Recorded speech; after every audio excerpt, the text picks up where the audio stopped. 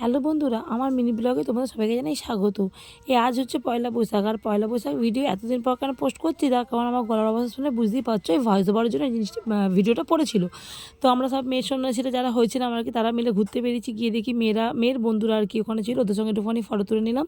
তারপর এই যে আমাদের মেয়ের সন্ন্যাসীগুলোর দল, মানে 5 জন আমরা একটু ঘুরতে বেরিয়েছিলাম। তার মধ্যে এক কাকিমা আইসক্রিম খাওয়ালো, সবাই একটুখানি খেলাম, একটু ফটো তুললাম ওখানে দাঁড়িয়ে।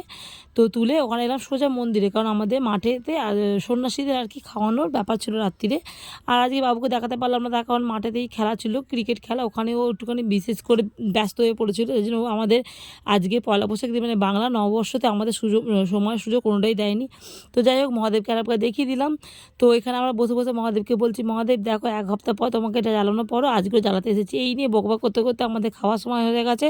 আর ডিনারে ছিল ভাত আর প্লেন মাংস, মানে চিকেনের ঝোল আর ভাত ছিল। তো চলো বন্ধুরা, tata, bye bye, good night, সবাই ভালো থাকবে, সুস্থ থাকবে।